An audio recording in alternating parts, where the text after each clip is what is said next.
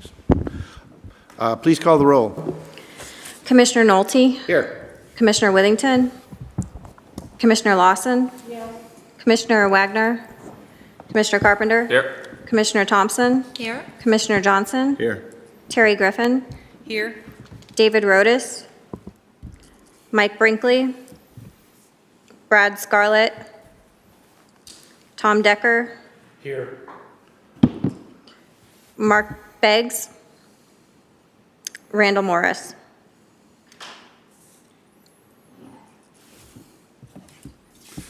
Okay. With that, I would entertain a motion for approval of this evening's agenda. Commissioner Johnson, you look like you're reaching for your button. Yeah, I was just reaching. I so move approval of tonight's agenda. Motion's been made for the approval of this evening's agenda. Discussion. Seeing none, you are recognized to close. I close. Please call the roll. Commissioner Johnson? Yes. Commissioner Carpenter? Yes. Commissioner Thompson? Yes. Commissioner Lawson? Terry Griffin? Yes. Jerry Nolte? Yes. Tom Decker? Yes. Motion passes 7-0. Thank you. This evening is basically, the agenda consists of one item, and that is under discussion items, Clay County Comprehensive Plan. I believe Mr. Jones is going to be presenting that to us, and then there will be some more information. So, Mr. Jones, you have the floor. Kip Jones, Planning Director. So myself and my staff are excited to get the 2008 Comprehensive Plan update started. This is part of that process, and we have Olson Studio, who the county is contracted with to help us with this process here tonight. And Shelby Ferguson is going to kind of guide us through the night, through some discussion. And with that, I'd like to bring Shelby Ferguson up to the podium, please.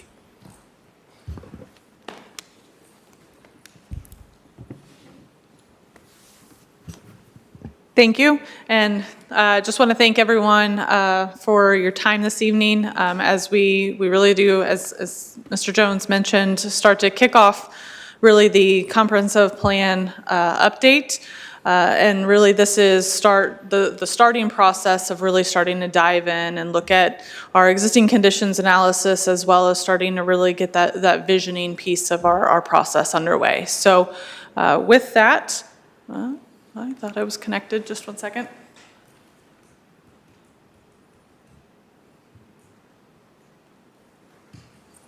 So as mentioned, I'm Shelby Ferguson with Olson Studio, project manager on this project, as well as a senior planner within the studio. I have with me this evening Adam Rankin, who is also an associate planner within the studio as well, and he's been assisting with a big portion of the planning process as well. And then Eric Lander is on remotely for us, and he is our subconsultant with Canyon Research Southwest, who is doing the economic and market analysis piece of this update. While there's 3 of us from our team here, there's a much larger team back at the office who's working on all of this. So a mix of planners and landscape architects as well working through this process. But for this evening and the facilitation, it's just Adam and I here in person to step you through. So with that, just jumping right in, what is a comprehensive plan? I'm sure you all are aware of it, but just to kind of give a refresh of what it is, it truly is a vision for the future at a community scale. It's created by the community and for the community. It really shows a record of shared goals and desires of the community for you all as leadership of the county, as well as for the staff members. It starts to create that roadmap and guidance for future development and redevelopment within the county over the next 20 years. And then we really advise that it's revisited regularly, just to ensure that vision piece is truly relevant to the staff's needs, to leadership, as well as that it's still reflecting the vision of the community and Clay County residents as well. So the project purpose, as Mr. Jones mentioned, the last comprehensive plan update was done in 2008. It was set for a period of 10 10 years or so, so 2008 to 2018. So this update, really what it's going to do is ensure that the needs of the residents and the quality of life are encompassed within the comprehensive plan, and it just really ensures that the integrity of the community is being reflected. We will also be engaging stakeholders and making sure that there is public consensus, that the plan is representing that, and that it's consensus built, that all of our stakeholders, leadership, everyone at the table has been involved throughout the process, and also buying into what is being recommended for the next 20 years. Topics within the plan will hit on land use, transportation, utilities, growth and redevelopment, economic development, just general quality of life, aesthetics, things like that, looking at your open spaces. And then also just those partnerships between your municipalities and also the county staff as well, and just looking at those interracial partnerships within the region. So then what will be included, it will have a full existing conditions report, as well as a clear vision from our engagement portion of the process to really make sure that the future improvements speak to what we hear from the community, as well as you all as leadership level and also at the staff level.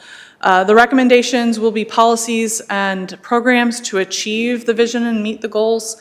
What it will not be is it's not a rezoning plan. It's not an interference or superseding any private property rights of residents, as well as it's not based solely on the county's or the planning team's opinions. Again, this is very reflective of what we hear during the engagement portion and what residents are identifying as their vision for the county. So, project timeline, some of you may remember, I came back, I was here summertime for approval of our contract, and so we really started to kick off in June, that discover phase, which is really that initial just data gathering, understanding where you all are at, where you've been, and so that we can start to understand where we need to go forward in the future. So that discovery phase went from June to October.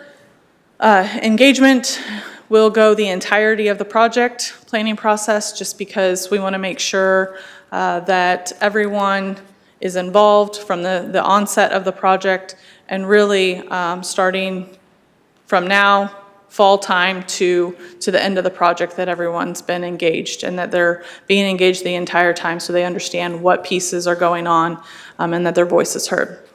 The plan piece, when we really start to identify recommendations, goals, focus on plan writing, will start to take place in December and go through to April of 2024.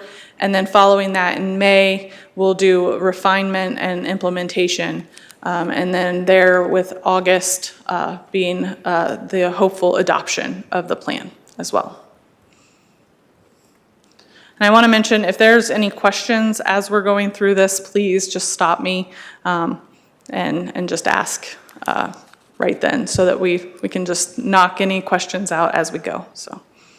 So public and stakeholder engagement, just kind of a recap of marketing and outreach and public participation that's taking place so far. So we launched the claycountycompass.com website. And then also marketing efforts to date include social media posts, as well as the process or project process launch, press release. Also, we've posted project informational materials, which include the welcome project kickoff video. Mr. Jones was very nice and did that welcoming piece on the project website. If you've seen that, it just really informs individuals of how to get involved and also the purpose of the project. So that piece has been done. Also, postcards were mailed just recently, and so those are hitting mailboxes of residents within the unincorporated areas of the county. We've also, with Eric, he's hosted the economic and market site analysis. So he came here back in August and did a site analysis of the county, and then worked with stakeholders as needed. We've also been doing ongoing pop-up events. We've had 3 to date, and we have 1 upcoming. And then we are also currently scheduling meetings with staff of the municipalities that are within the county. So as mentioned, marketing and outreach materials, we did that project kickoff interview. It's on the website. That postcard went out. And then the project website itself really allows you to have information on it. It's going to be our landing page throughout the planning process. So once we have a draft deliverable of the plan, that's where that will reside for individuals to participate, to review it. Also, any updates in terms of engagement events, public open houses, dates, times, all of that information is located there. There's also an opportunity when you go to the website to subscribe for email or text updates. So we've already gotten numerous individuals subscribing for both of those types of updates. So we keep a database of those contacts, and any time that we would send out or something goes live, such as the community survey, or we have an upcoming engagement event, we notice all of those individuals through those methods as well, so that they're aware of what's taking place. And then additionally, those items would reflect through social media and press releases as well to notify individuals who may not be visiting the website frequently or not have signed up for the text alerts or email alerts. So. Any questions so far? I will say this is going to be a lot of information, kind of data overload, but the other half of the meeting this evening, we are going to do some small activities. So you all will get to speak and do more activities rather than listen to just all of us talk. So just kind of idea of who our planning partnerships are. So we have formed the Comprehensive Plan Stakeholder Committee. This is made up of property owners, business owners, entrepreneurs, interested residents within the county, as well as developers and others. We've had 35 members sign up for this. And they will be participating in 3 meetings with us. So we'll hit on those here in just a moment. We've also got our technical committee, which is made up of Clay County municipality staff. So we've reached out to planning directors and city managers, city administrators of each of the municipalities and invited them to be a part of the planning process as well. And they will be part of that technical review body. And they will be invited to the same events that the stakeholder committee are involved in. And then we've got our core team, which is made up of county staff, and they will also reside as that technical review body for us throughout the process. So stakeholder events that we've got planned or that are upcoming, we had the economic and market analysis. Eric's done his preliminary analysis. As we start to move through the process, he'll refine things, and final deliverable of his analysis will be later on in the planning process. As mentioned, we did some pop-up events. We attended Jesse James Days, Liberty Fall Festival, as weather permitted. We were there on the Friday, planned to be there on Saturday, but unfortunately, due to weather, we were just there on Friday. Just in that time period, though, on that Friday evening, we engaged about 150 individuals at the booth and received feedback from them. Then we were out at GladFest for 2 days. And there as well, we engaged about 150 individuals as well and had them participate in small activities. And then this weekend, actually, we will be out at Halloween in the Park in North Kansas City on Saturday from 1 to 4. And so that one, we will be set up right at the beginning of the line. So hopefully we'll be engaging everyone right before their kids anxiously go and grab all the candy that they possibly can. So we'll be having them do some small dot exercises as part of that participation. Then also we have Venice Communications is part of our sub-consultant team as well, and Jane Siemens is facilitating focus group meetings. And so she's identified, with the help of Mr. Jones, identified individual groups to go out and speak with and start to get that visioning phase set with them as well. So upcoming, these all start to kick off next week. Those dates are up there as you see. But we'll be engaging with seniors from the Northland Neighborhoods, Inc.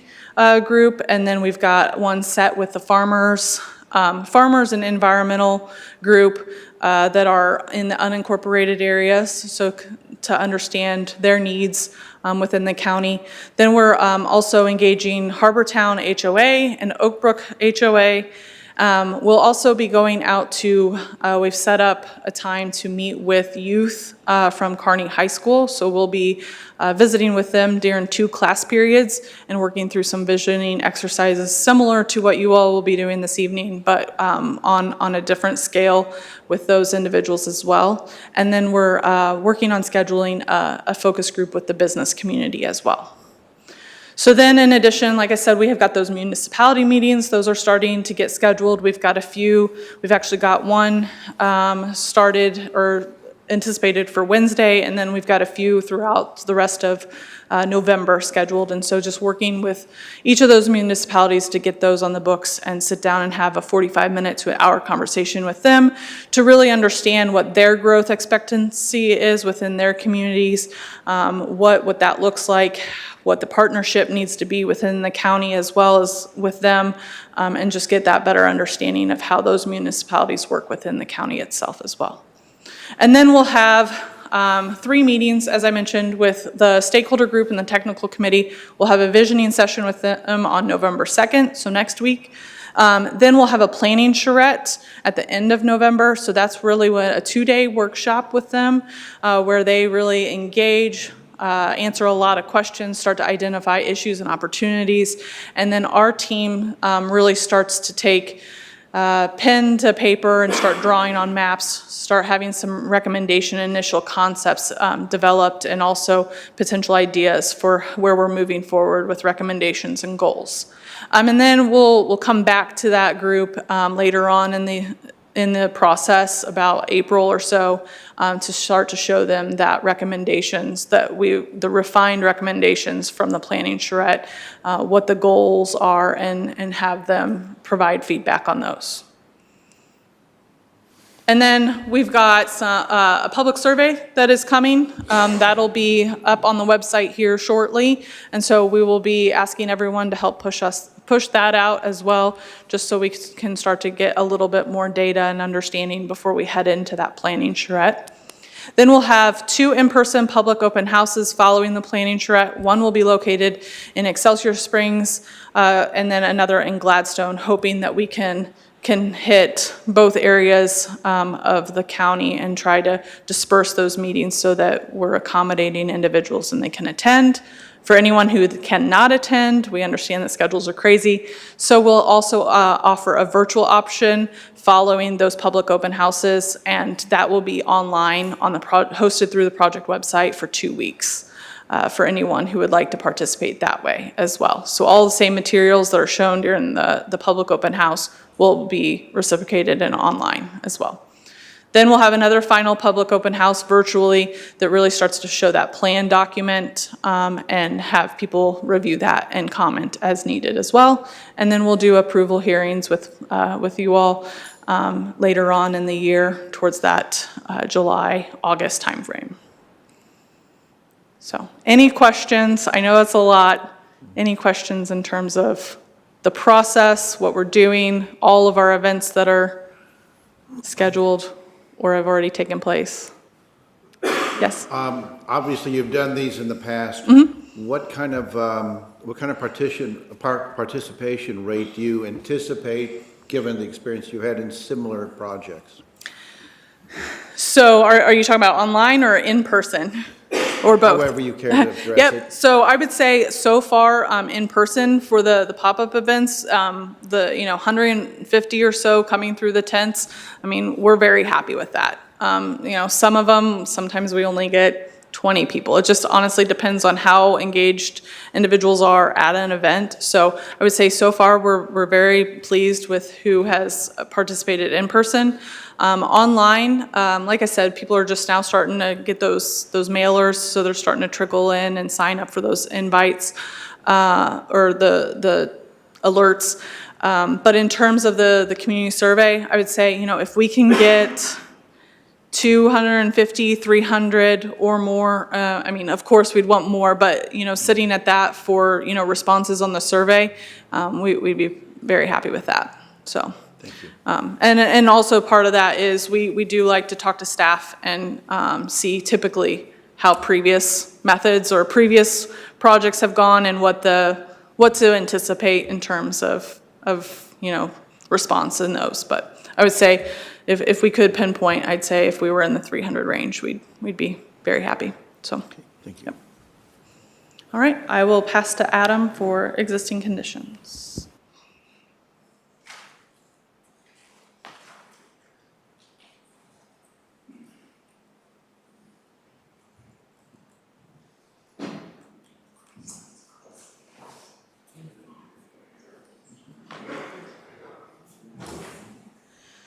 Alrighty, as Shelby said, my name is Adam Rankin. I'm an assistant planner at the Olson Studio. Very excited to be here. The portion I'm going to walk through this evening is the existing conditions. As with any project, we always like to look at some of the hard data and some of the numbers, and just kind of get a snapshot of the project we're working on. This includes kind of really defining that project area, and then communicating with leadership to make sure that the data that we see is accurate and reflects the reality of what we're going to be seeing and working with. So this is not the entire comprehensive report. We do not have enough time probably to go through all of that, but this is just a brief overview of a few of the different lenses that we kind of look at. So we'll look at transportation, land use, natural features, and things like that. So with the planning area, having defined it, we found that Clay County is approximately 409 square miles with 22 incorporated municipalities. Of this area, approximately 140 square miles is considered to be unincorporated. For the land use, the 2008 comprehensive plan set forth a 3-level land use tier strategy, and these tiers were based on the proximity to incorporated municipalities, the location within a major watershed, and the location within an identified municipal annexation intent area. This strategy was designed primarily to conserve agricultural uses, open space, and rural land as the county continues to develop. To further land use, Clay County's existing land uses are, of course, heavily agricultural and single-family residential. With that being said, there are, of course, heavy concentrations of industrial and office land uses along Highway 69 and US 169. With existing zoning, large areas that are zoned residential rural. There's also R1A residential low density that exists. However, the majority of the unincorporated portions of the county are zoned agricultural. And just south of US Highway 69, small pockets, of course, are residential and residential ranchette, industrial, and then pockets to the east of US Highway 169 are commercial. With existing roadway classifications, US interstates are primarily used in the southwest, and county roads are used in the northeastern portion. Obviously, most of this is vehicular transportation. For existing natural features, while special flood hazard areas exist throughout the county, a large portion of these are located within the southern floodway. You can see that on the map there, down there to the right.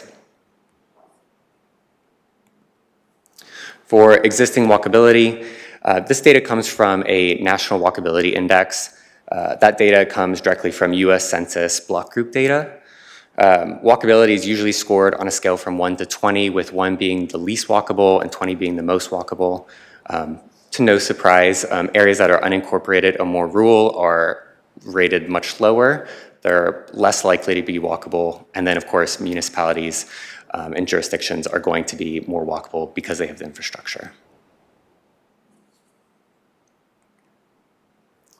So that was a brief overview. Any questions?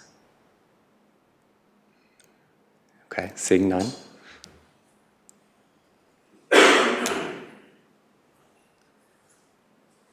All right, Eric, I will move on to you. I will also. Whoops. Oh, hold on. Sorry, hold on. I moved my computer. There we go. We're good now. Good, okay.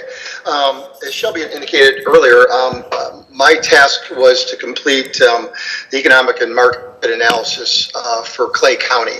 And tonight I want to just discuss some of the preliminary findings, and I want to group them into three categories. The first is economic and demographic conditions. And the important of this is on the employment side, we like to look at not the people that live there, but the jobs that are created there and what type of jobs.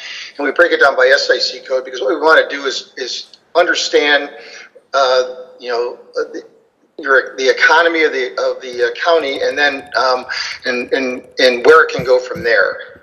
And then we look at the population demographics. They're key, and they impact a variety of things regarding land use. One, housing need and the type of housing is reflected based on the demographics, the age, the income levels, the employment, or the educational levels of the population. Also has an impact on retail sales and the composition of retail sales. And then the composition of future job growth. I mean, what type of jobs are going to be created within the community based on the demographic characteristics of the population within the county. Then the next thing we'll talk about is the real estate market trends. And we looked at past, current, and future trends in retail, office, industrial, and residential. And the goal there is to determine the ability of the county to accommodate some short-term continued development pressures. And then the last thing that I'm going to discuss tonight is just real estate demand projections or need estimates. And what that does is it quantifies the extent of urbanization that we expect to continue within the county for the next 20 years or so. And again, we look at retail, office, industrial, and residential that's broken down by single family and multifamily. So the first the first thing I want to talk about, the first slide, is under employment by sector. And the graphic on this slide illustrates employment trends since 2013 within the county. And you can see, with the exception of 2020 when the pandemic hit, the county's been in an upward growth in terms of employment. From 2013 to 2022, the county employment base increased 21%, adding almost 19,000 new jobs. And the leading sectors for job growth during that period of time were trade, transportation, and utilities, education, and health services, professional and business services, and then as well as manufacturing. And then the forecasts. So I like to do a conservative and more of an optimistic forecast to give a range rather than just plug in one number. So through 2040, Clay County is projected to add about 26,000 to 38,000 new jobs.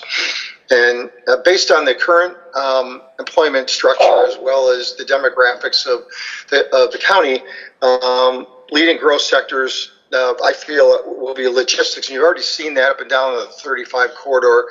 The level of construction of large logistics facilities in the last couple of years has been staggering. Also, warehousing, manufacturing, professional business services, and education and health services. The next slide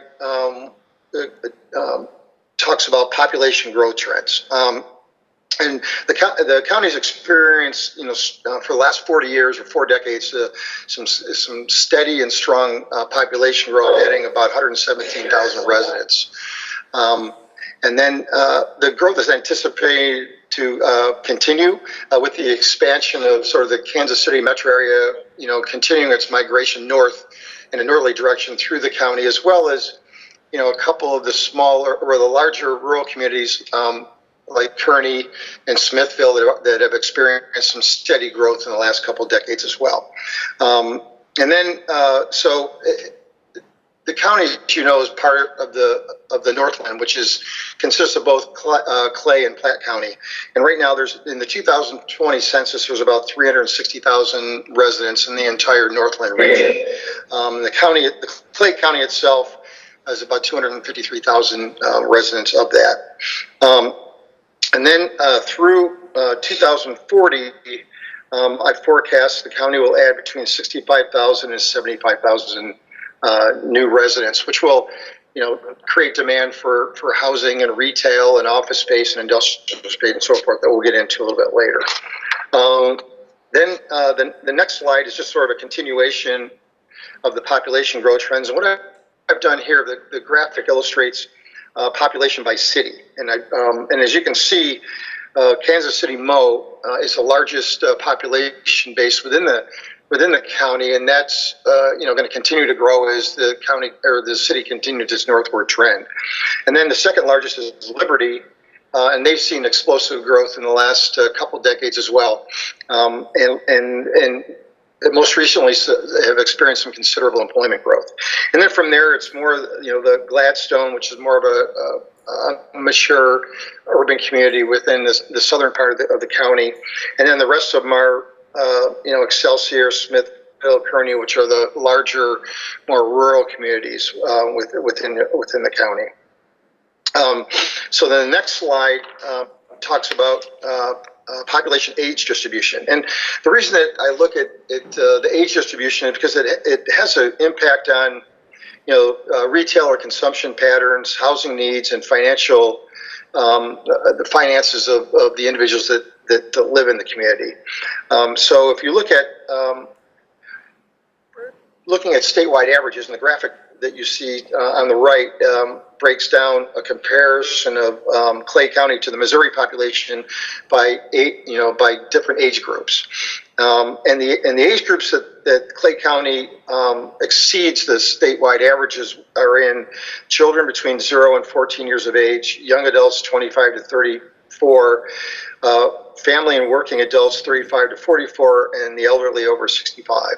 And this is pretty consistent with, I guess, what I would consider, suburban type development, suburban type communities, and so based on the breakdown by age for the county, it generates the need for single family housing, apartments, and that's more for the younger crowd, the 25 to 35 crowd, as well as senior housing. I see a growing need for senior housing. We've seen some of that development already occur recently in Liberty.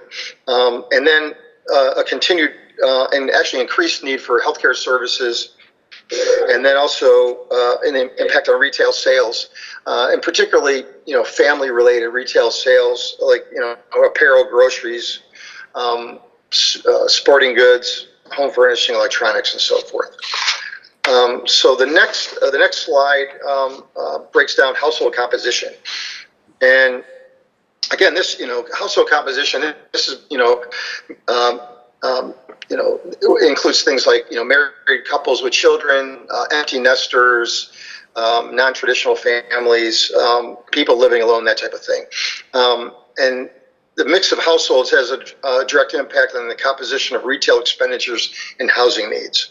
So again, compared to the state, Clay County has above average rates for families with children, married couples with children, and households with children. So again, a very suburban type population base exists within Clay County.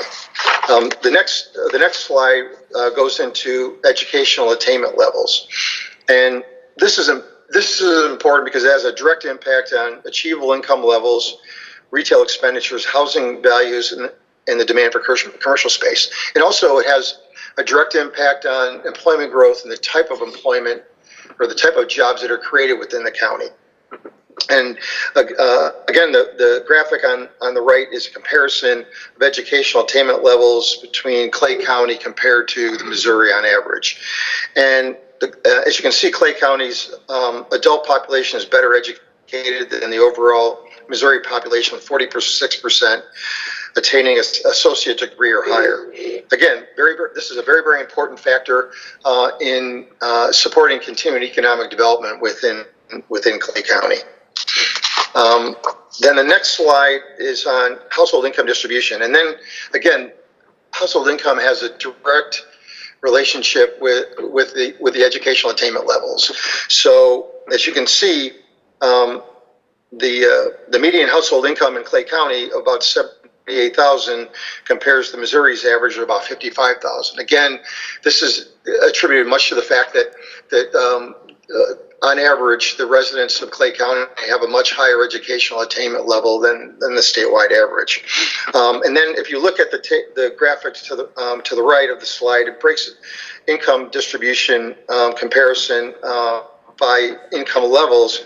And one thing that jumped out at me, you can see that Clay County has above average levels of high income households earning over 100,000 or more. And this will have an immediate impact on housing values, residential rents, as well as retail expenditures. The next slide, now we go into the retail or the real estate market conditions. And the first one I want to talk about is the retail market. And again, the graphic on the right shows, and this was taken from CoStar, which is a national real estate research firm. It shows the year-end vacancy rates for retail space in Clay County. And as you can see, by 2022, the vacancy rate was only 2.2%. And what that does, it tells you it's a very, very strong market. But on the other hand, it has a limited inventory of space available for businesses that want to open up a location within Clay County. So the need for short-term retail persists here in Clay County. So one of the first things I look at to determine the health of, outside of just the occupancy rate within the space, retail space, I look at the pull factor. And this is sort of comparing retail income and retail sales against the statewide averages and how that reflects in retail sales. And so Clay County has a pull factor of 0.875, which means that it supports retail sales at an average of 87.5% of the statewide average. And what that tells me is, despite all the retail that you've got along the I-35 corridor and 152, that the county is still experiencing retail leakage. That residents of the county are leaving the county to shop in other destinations in the Kansas City area. And then right now, there's 13.8 million square feet of retail space.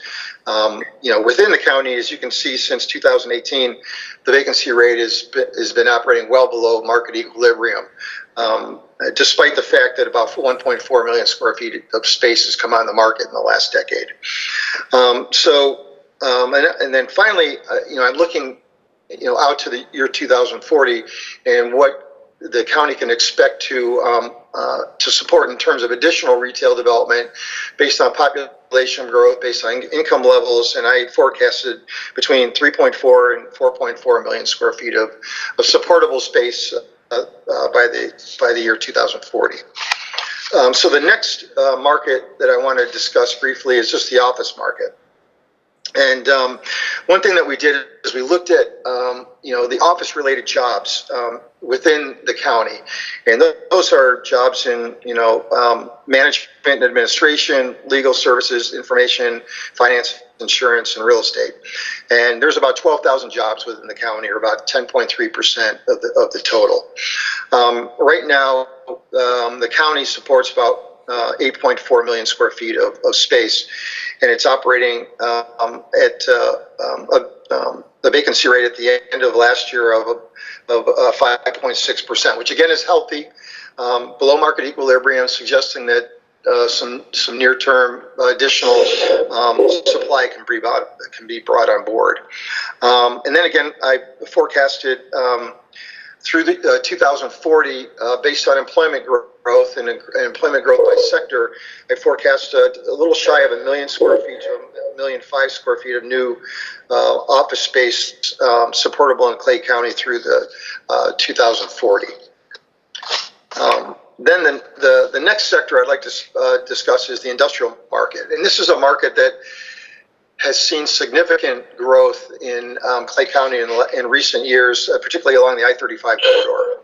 So again, I looked at industrial-related employment in the county. It has over 25,000 jobs, a huge employment base, and I see that only continuing to grow. Right now, Clay County has almost 9 million square feet of industrial space, with the I-35 corridor representing the largest concentration of space. Again, the graphic on the right side of the slide is the vacancy rate. And again, over the last decade, the industrial market has operated well below market equilibrium. And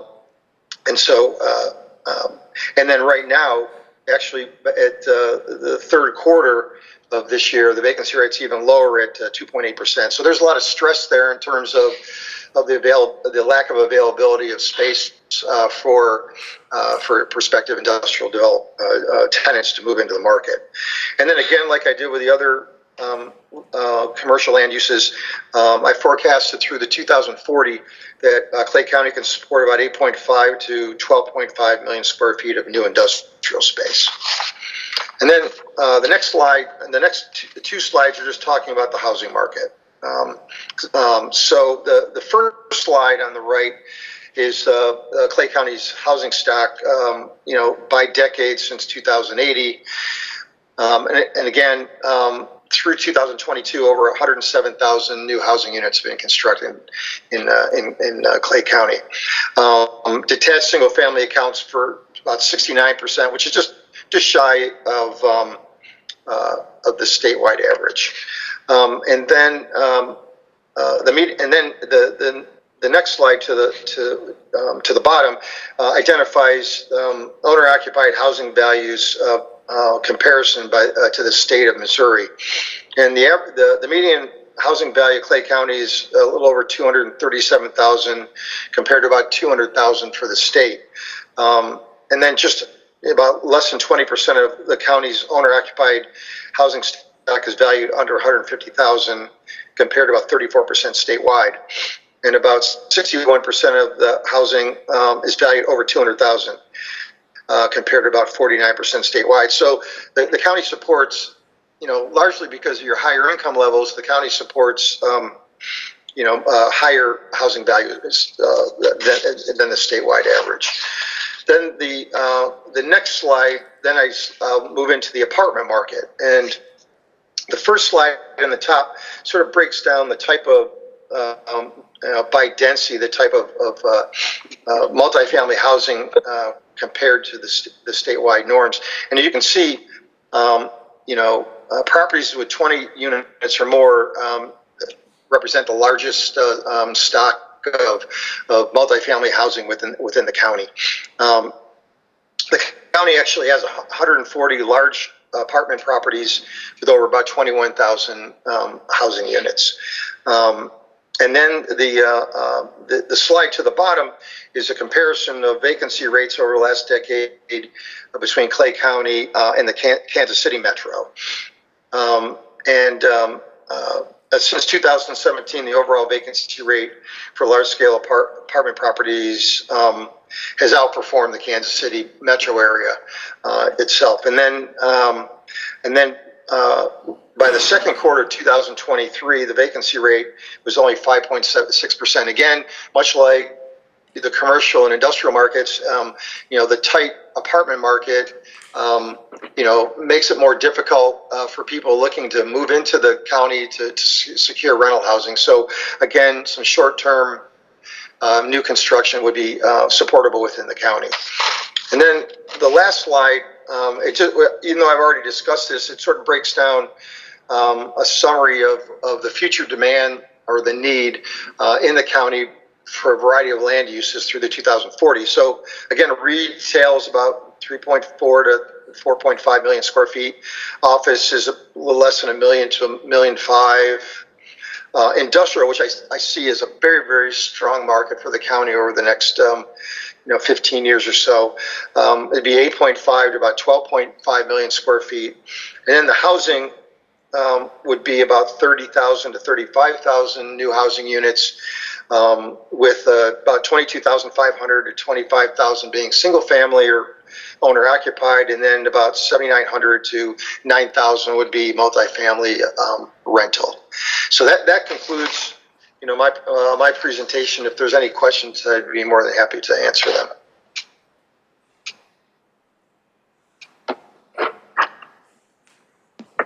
Any questions for Eric? A lot of data, a lot of graphs and all those items on the screen. Just so you can have time to review that and look at it, I can provide also this presentation to Mr. Jones, and we can get that distributed to you as well. So if you have any additional questions once you look at those, feel free to reach out to us, or Eric specifically. But if you reach out to me, then I can get them relayed to him. All But these yes, Statistics, or is all this on the Compass website? this portion is not on the website at this time, no. But we will, yes, so we will slowly over time start to develop the plan, and as we put up those pieces, it will be uploaded on there for individuals to review. It's also just kind of case by case. Some jurisdictions prefer, that it's just not up there, but if it's something that is warranted and desired by the county, we can absolutely put this information on the website, so. Eric said we have numerous optimistic estimates and projections. It's a little overwhelming and a lot of information. Well, I've been doing work in Kansas City for 25 years, and I've watched the Northland. I remember when I first flew into Kansas City and I got on I-29. I'm like, there wasn't much out there at the time, and I was like, did I fly into the right city? And since then, as you see that, even though that's in Platte County, the Northlands have just experienced some explosive growth in the last 25 years since I've been doing some work there, and I just see that continuing to occur, and I see the maturation of your county as the population grows and there's demand for housing and commercial facilities, and the fact that you've got an excellent transportation system that helps support retail and employment related development is very key to your future growth.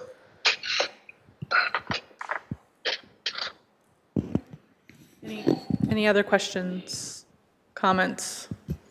Okay, well then, Eric, we will let you go for the evening, since you can't participate in the in-person activities. Thank you, Sean, for the time to present. Much appreciated.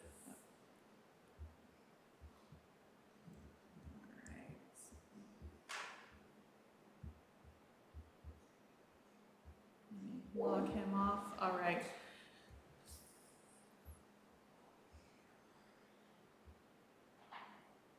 Let me get back to full screen mode here. And so the next portion, first before we get started, I just want to open it up. We can take a break. I know that was a lot. And then so if anyone needs to get refreshments or anything like that, we can absolutely do that. And if you'd like. Or would you like to just push on through? I see a few movements, so if you want to take a 10-minute break, we can do that. So, okay. 5 minutes.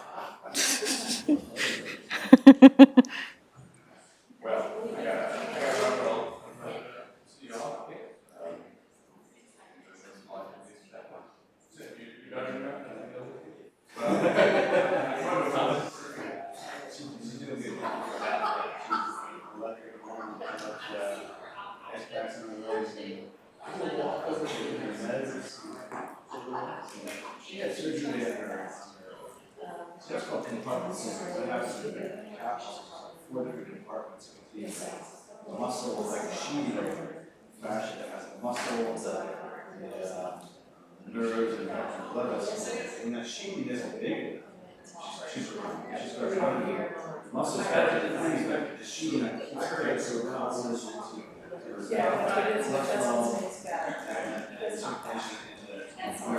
so makes her feel nothing, really painful, and they go numb. So it's so what they do is they go in and each one of those apartments, all four of those apartments, they should cut the shoot. You should like a piece of chicken breast or something, film on all piece of chicken breast. Cut that all the way off, so it just opens it up, so that's expand. So they did four on each leg, so they all together. Six started each leg, but they had not used this morning. So now,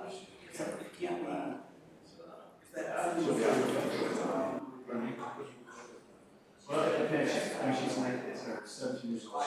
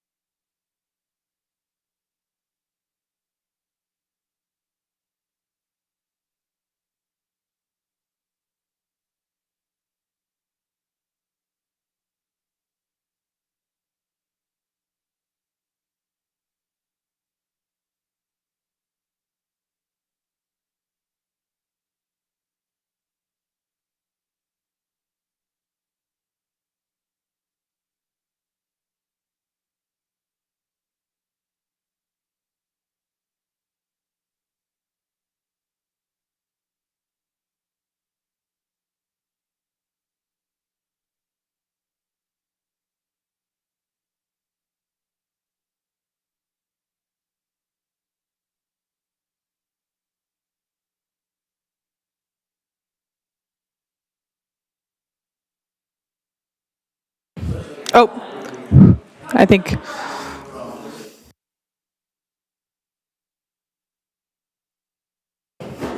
Can you hear me now? Okay, there we go.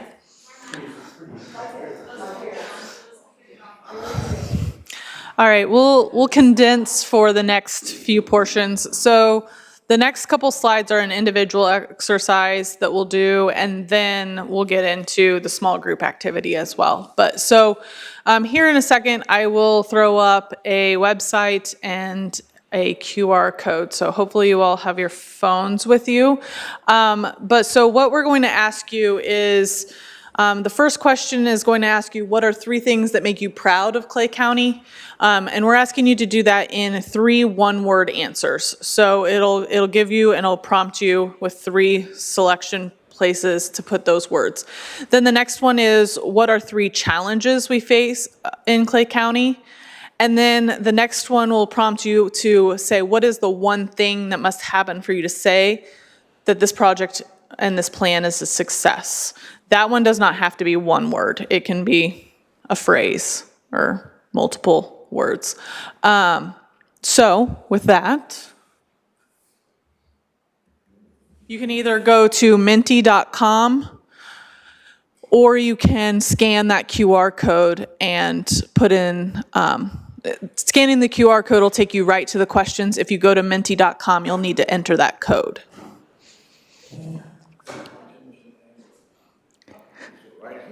There you go.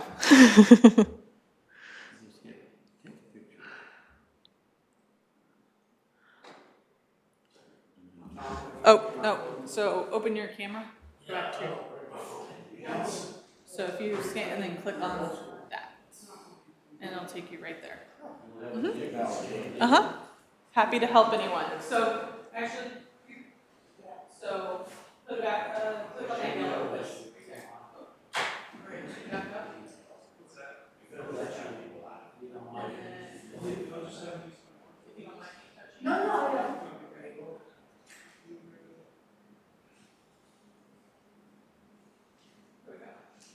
Anyone else?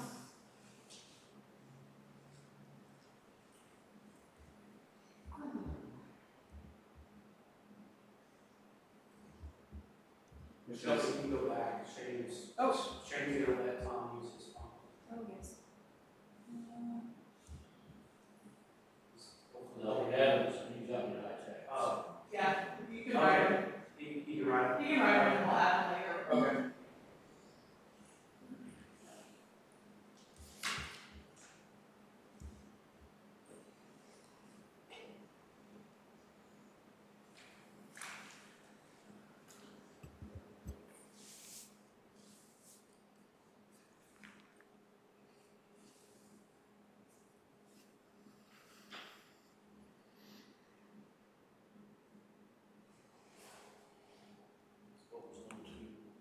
Oh, what are 3 challenges?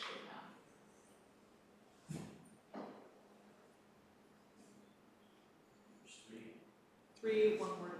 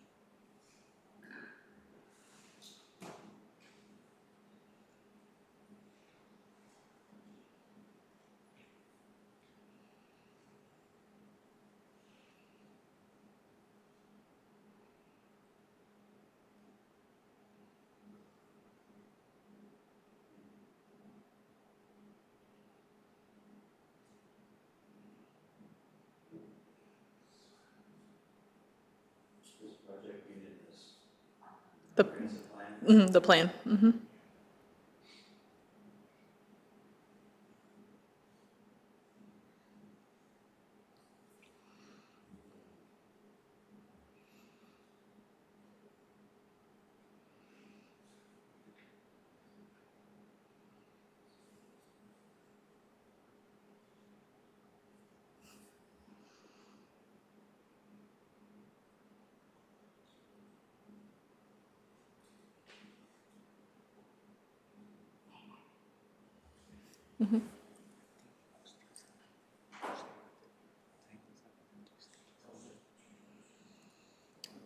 Yeah, we probably want to hang it up so that. Yeah, as they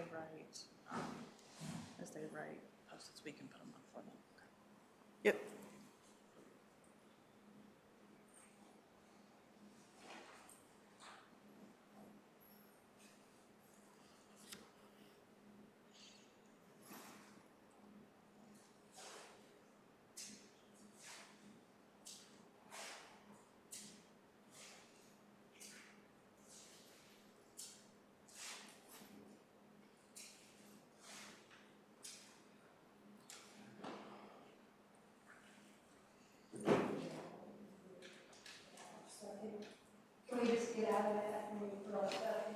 Yep, you can close it out once you're done.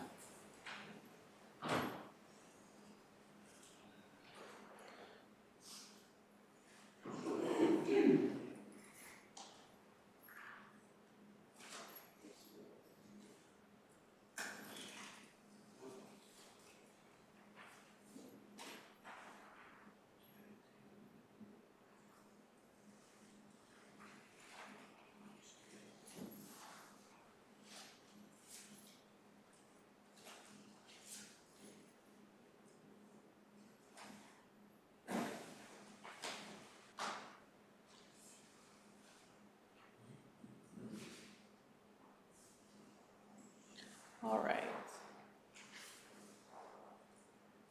Is everyone done or still working through those? I put some answers in for Jason, who's not here. Well, The customers.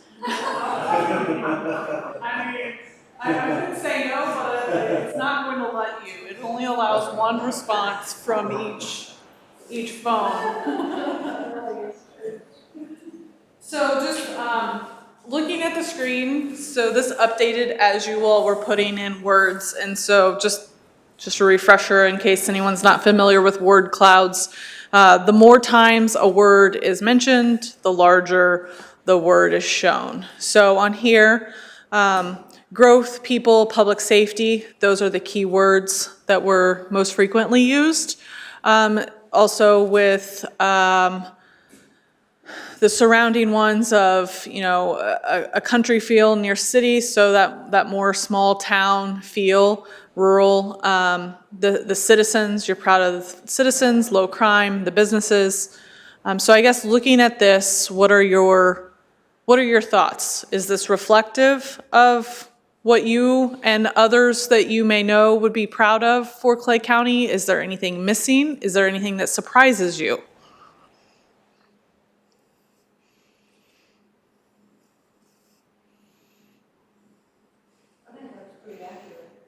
Okay.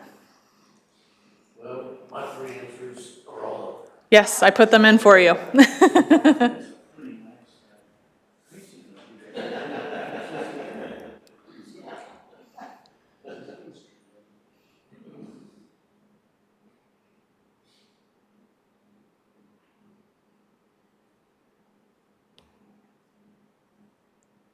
Any additional comments? If not, then let's move to challenges. So infrastructure, growth are the biggest ones there, and then transportation, road, bridge maintenance. So again, pointing to infrastructure, so I would imagine that word could be even larger. Maintenance, housing, quality of life, roads, fair wages, public safety, future public safety. So same question on this one. Anything that you feel is missing or surprising? Money?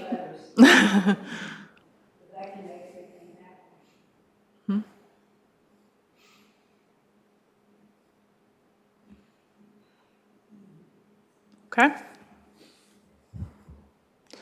So then one thing that must happen for you to say that this project, this plan is a success, general consensus on how correct growth looks in the unincorporated county, direction for healthy growth, buy-in,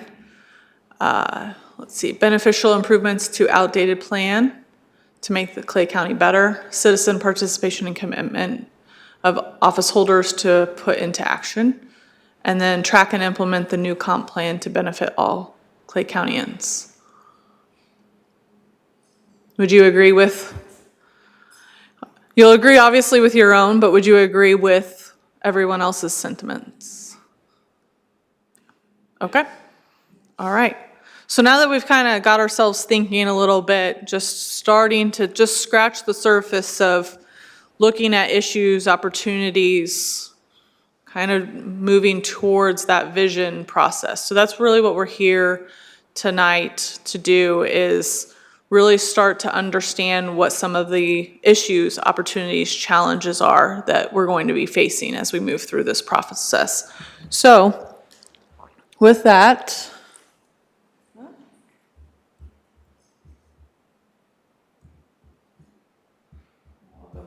to our presentation, but now the real work starts and you have to listen to me less. So the first poster, and so we decided generally we would have you write these. You could stand or write them at the table, but with the setup, what we'll do is have you all talk together, write them, any thoughts on your Post-its, and then we'll help you. We'll stick them up there for you as we work through them. But so for the first poster, we want to look at the one over here that's in blue, but we'll also leave it up on the screen for you. But we want to start talking about and identifying needs, wants, and desires. So when you think about these, they're at a priority level. So priority level 1 is the needs, and then priority level 3 are the desires. And so these are identified as the needs are things that need to be addressed that are critical issues. Wants are, if we had the choice, we would choose to have this. And then desires are, it would be nice to have, but we don't have, if we don't get it, it's okay.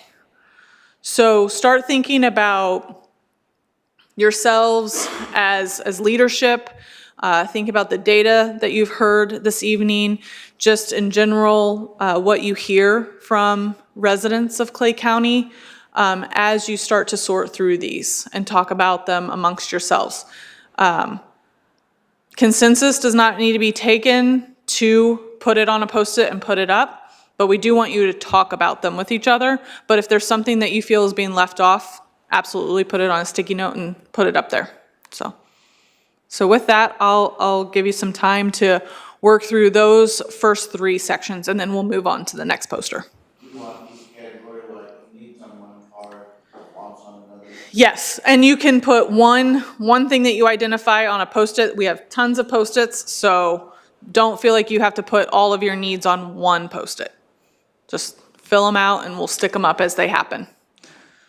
We'll actually want one thing identified on each Post-it.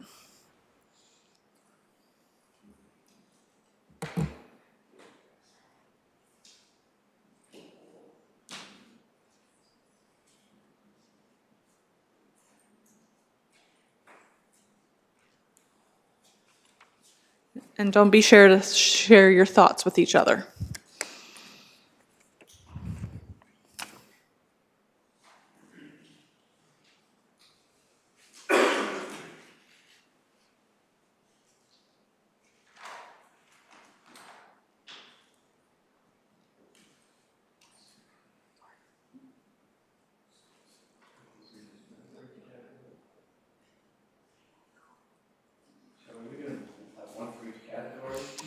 as many as you can come up with. You're not limited.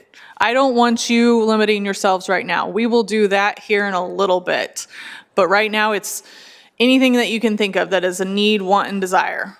So I would start, let's do about 7 minutes for, 5 to 7 minutes for needs, and then I'll tell you when to go on to wants. That way you can keep it categorized. Just talk about needs for now. Yep, please do. This is not individual work, this is now group work. Okay, so the first thing I put down as needs is money. We just talked about that. Everything we're just gonna talk about, I put diversified revenue streams for county services. We do not have a very, first thing you guys think about this, we do not have very diversified revenue streams, basically sales taxes. And that's where we got money. And we have all these ideas about infrastructure and roads and bridges, which a lot of us put down, which costs a lot of money. But one of the things I think is even more important, well, not more important, but as important is our need to be able to start prioritizing what's on first and second and third. I think sometimes something jumps out there and we go for it, very killed, and yet we're forgetting some of the most important things that we need to be focusing on. You're talking like in terms of city services, or Yeah, county county services? services. Yeah. This is what we need to be focused on. One of the needs I identify is we need to have a more diversified economic base. I know with manufacturing and in my opinion, we need to diversify that because any sector is vulnerable to some kind of recession and being knocked down. So I think we need to be looking at maintaining our manufacturing base and others. But I think we need to be looking at things like technology, if we are moving in that direction. I don't think it's like a broken record with that, but I'll tell you, we got to rethink in terms of culture. So what can we do here, spend somewhere else, and generate revenue for it? Because that's, the thing is, it's like saying that a good job is the best cure for poverty, the best cure for us as far as our money goes, is to grow the economy in a diverse way so that you get that money in just by the natural growth, reverse economic growth. Yes, I understand. Yeah, I said 20 words, you said it was rude. Nothing we really need is a Trader Joe's. That's all. We need a Trader Joe's here in Clay County. That's what we need. That will fix. I was just gonna say, so just, we want you to continue with your leadership hats, but also pull yourselves out of it too. Not just think about it from that sense, so think about it as residents, as employees, think about it as an overall, what are the needs of the county? So, not just of what would be typically on the county's agenda, but what are those thoughts as residents as well?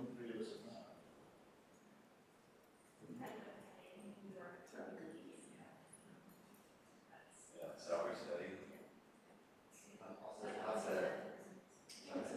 Also, maybe once again, we will worry about prioritizing.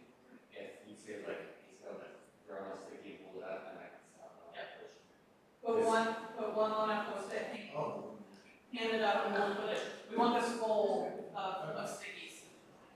Because we will prioritize after this, and so. Yeah, that harder part of priority. No, I might not be clear, I apologize. So yeah, just shoot your hand up once you've got one.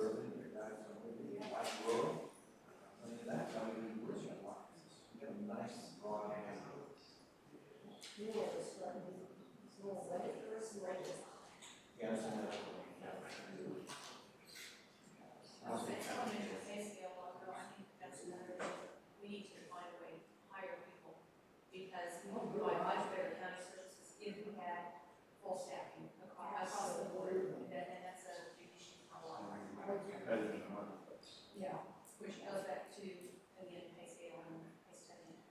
The maybe the resources of the services, that account for money, that account for people, that account for the resources to deliver services.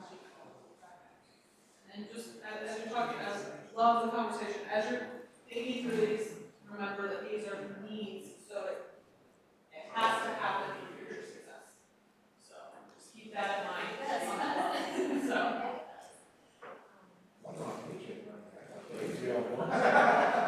There was not a tidbit to say that was not a need, it's just a reminder. So I put, maintain public safety to continue to attract businesses to grow. Yeah, I'll say that's public safety. Right, and public safety is more than just sheriff's department, Right. there's a lot of departments. So I don't think that's, what's that office called? Attorney stuff. Yeah, I like it. Okay. That guy. Yeah. Crunch time for you, I'll give you one more minute.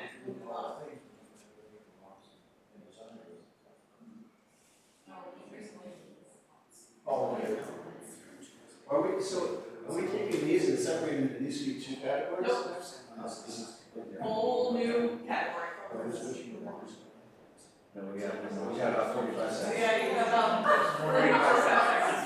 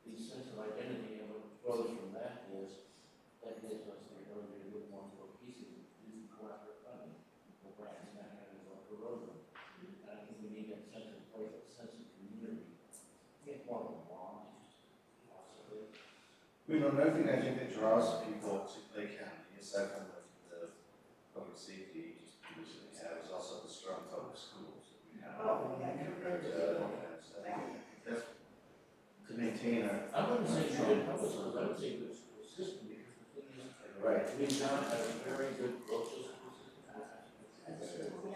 We do, but that isn't cheap. With that one, let's move on to wants. So again, this is a priority level 2, and it's if we had a choice, we would choose to have this. Separate from what we already put up with. Separate from what you already put up. And I think also if there's a confusion, if you would like to say, you know what, instead that was a need, maybe it's more of a want. We can do it. And then we're gonna start on the second page.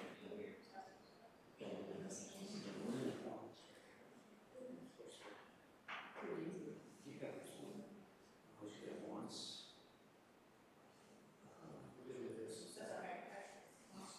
I was gonna say, what were you gonna say? I was gonna say cooperation on security levels, but it's not just because that's communication, conversations and working together and saying, hey, this project is really built us, how should we share? Sort of vertical integration, so that the county can listen. Other counties and so there's working together to improve. An example of that is maybe March.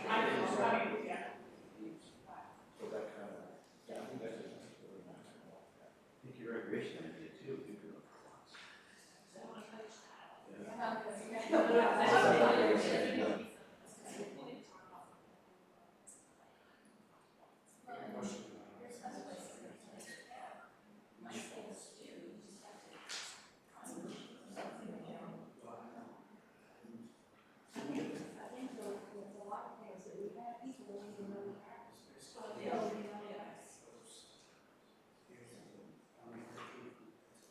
So then, maybe.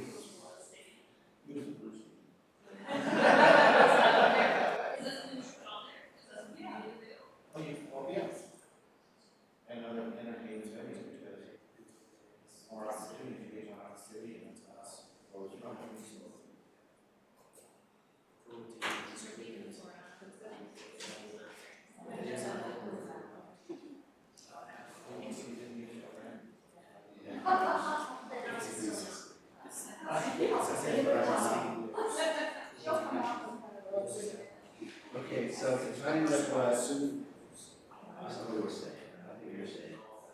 I think just better communication with our citizens. Someone was saying this, our citizens don't even know what's going on.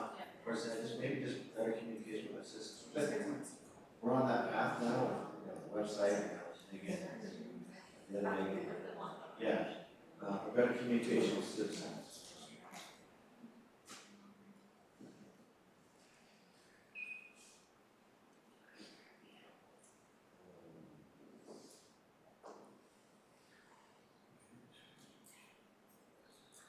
Something we might want to be looking at is under transportation, not infrastructure, especially in light of what's going on with ADA.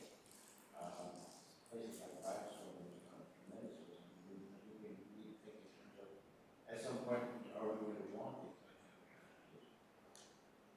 That's something that we might want to consider. From Kansas City, take that. Oh, okay. Yeah. I mean, there are private entities who come in and take care of some of that, their costs being made.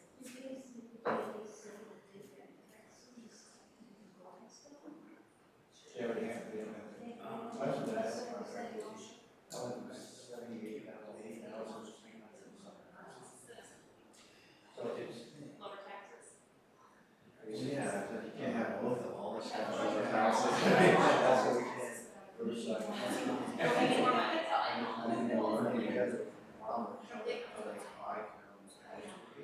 Well, actually, no, that is more, is, when I say trade, so that's what I'm talking like that. More than time, where people can get a lot of Retail, short shopping. I mean, let's face it, like, a lot of people go down to that stuff, they want to go to a nice place to eat, because now a lot of nice places up there. Right? That's cute. I'm from LA, so there's tons there, so I'm used to just walking out my door and there's something. So it's a little bit. Okay. It's not like if you want to go to like Cheesecake Factory or what's that place across the street? What's that changed? No. No. There's another one. It's just for cheap. P.F. Chang's, that's it. P.F. Chang's, places like that. I'm okay, not bad. How about the scale of amenities? I mean, that's a little bit wrong. Yeah. That's it. That's it.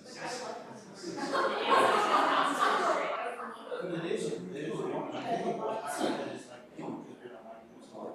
But the thing is, when people are looking, white schools, when people are looking to locate, they're looking at things like, is there, are there some cool restaurants? Is there a theater line? Is there a night line?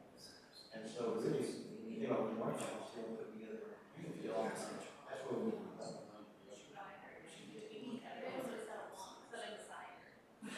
I think it was, yeah. I think the desire is always green. I think this is, as a desire, like, yeah, if we could write it on the unicorn or, this.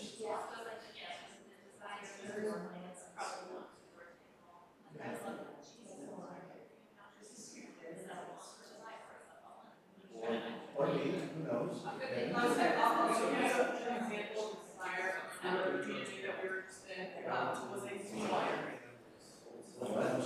A winery zoo.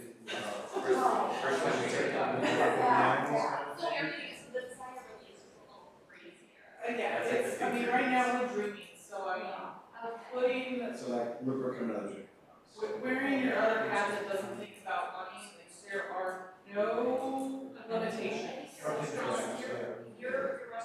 Okay. I'm gonna, this might sound a little bougie, I'm gonna say higher end restaurants, shopping, and grocery stores. As a North Lander myself. I want the Newport Beach, California.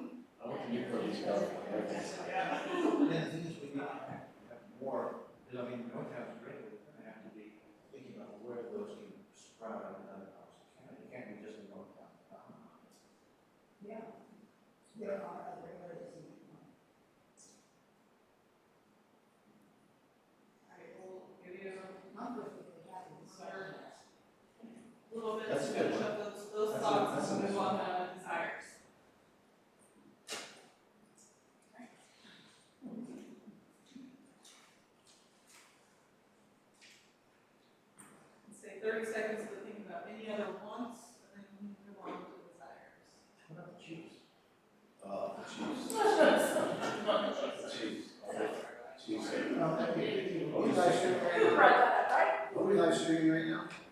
Are we live streaming? We love that you sent us those people.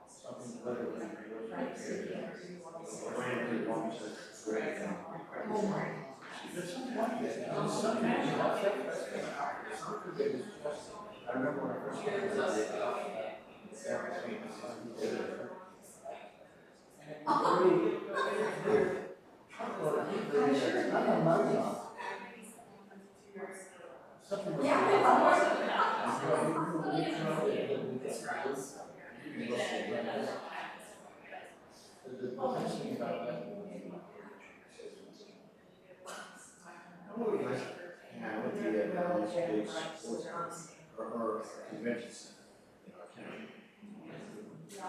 Some kind of convention center, we can host all sorts of things, whether it's sporting event activities or high school graduations. I don't know, that's just Fridays, it could be doable, but it's a lot of money and close.